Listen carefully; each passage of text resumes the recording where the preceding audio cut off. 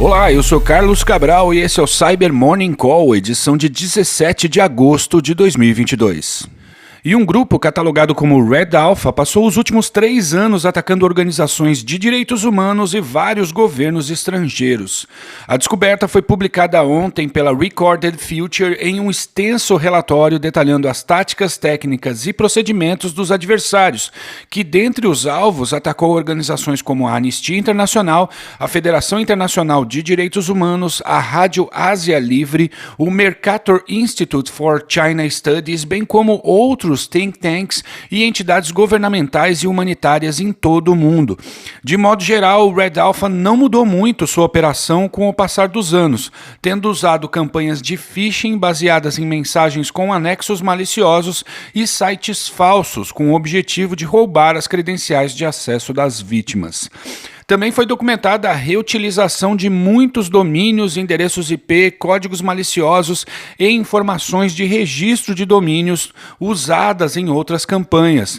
Essa consistência no uso dos mesmos artefatos e táticas só tem uma explicação: o fato de que as pessoas visadas continuam caindo nos mesmos golpes e que suas organizações agem em um ritmo desfavorável ao se proteger de ataques conhecidos. E a Polícia Federal cumpriu 8 mandados de busca e apreensão ontem em uma investigação contra suspeitos de ataques contra organizações governamentais brasileiras, dentre elas o Ministério da Saúde, no incidente que deixou o Conect SUS por dias fora do ar no final de 2021. Segundo nota da PF, a operação denominada Dark Cloud tem o objetivo de avançar na investigação de uma organização criminosa transnacional dedicada à prática de crimes que visam entidades públicas e privadas no Brasil, Estados Unidos, Portugal e Colômbia. O grupo teria acessado indevidamente o ambiente da Controladoria Geral da União, do Ministério da Economia e da Polícia Rodoviária Federal, dentre outras entidades. Diversos veículos da imprensa juntaram os pontos afirmando que o alvo da operação seria a porção brasileira do grupo Lapsus. A Polícia Federal cumpriu os mandados na Paraíba, Minas Gerais, Paraná e em Santa Catarina para os crimes de organização criminosa, invasão de dispositivo informático, corrupção de menores e lavagem de capitais. E o pessoal do serviço de mensagem Signal anunciou que um ataque que afetou a Twilio nesse mês expôs o número de telefone de aproximadamente 1.900 usuários de sua plataforma. O Signal usa o Twilio para o envio de códigos de verificação via SMS para usuários que se registram no aplicativo.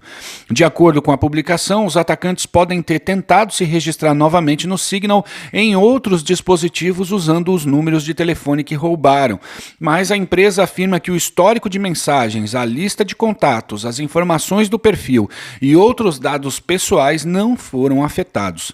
Por fim, a publicação recomenda a habilitação do Registration Locker, ou bloqueio de registro no app em português.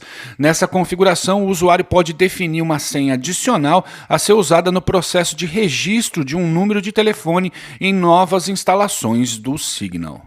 E tem repercutido um artigo recente da Microsoft sobre as medidas que a empresa tomou para interromper as operações de phishing de um grupo rastreado como Cyborgium. Segundo a empresa, a ameaça possui objetivos que se alinham aos interesses da Rússia e suas técnicas de espionagem são muito parecidas com as do grupo conhecido como TA446. As operações do Cyborgium também foram ligadas a campanhas de hack and leak, nas quais os dados roubados são vazados e usados em campanhas de desinformação para construir ou apoiar narrativas falsas no país-alvo. Antes de iniciar o ataque, os adversários conduzem operações de reconhecimento para obter informações sobre a vítima e de elementos presentes em sua esfera de influência.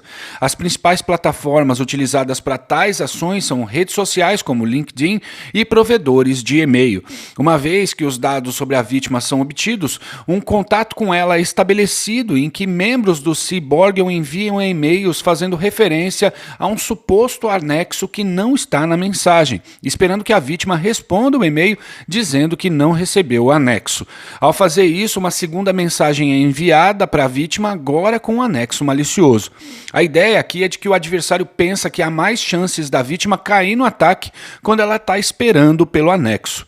Outra abordagem do grupo, identificada pela Microsoft, é a utilização de falsas identidades de autoridades presentes na organização atacada, as quais enviam conteúdo de conscientização sobre a segurança cibernética com um documento malicioso em anexo.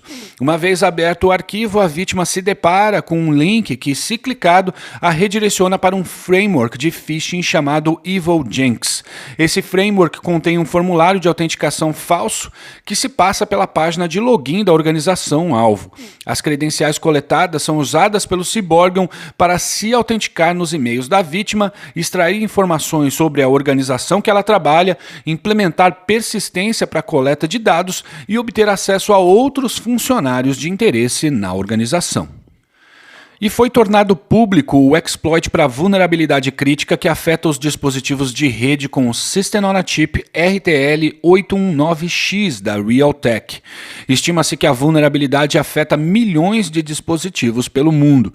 A falha, divulgada na DEF CON na semana passada, foi catalogada como CVE 2022-27255 e um atacante remoto pode usar esses exploits para comprometer dispositivos de diversos fabricantes que usam esse chip, os quais podem ser roteadores, access points, Wi-Fi ou repetidores de sinal. A exploração não depende de qualquer interação do usuário.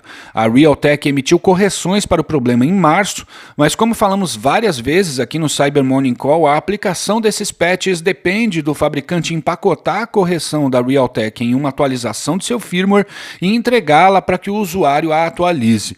O tempo dessas atividades pode variar de fabricante para fabricante, podendo haver situações em que o fabricante nunca atualize seu firmware, demandando a troca do aparelho para que se tenha acesso a uma condição mais elevada de proteção. E é isso por hoje, obrigado por ouvirem o Cyber Morning Call e tenham um bom dia. Você ouviu o Cyber Morning Call, o podcast de cibersegurança da Tempest. Nos siga em seu tocador de podcast para ter acesso a um novo episódio a cada dia. E para saber mais sobre a Tempest, nos siga no Instagram, Twitter e LinkedIn ou acesse www.tempest.com.br.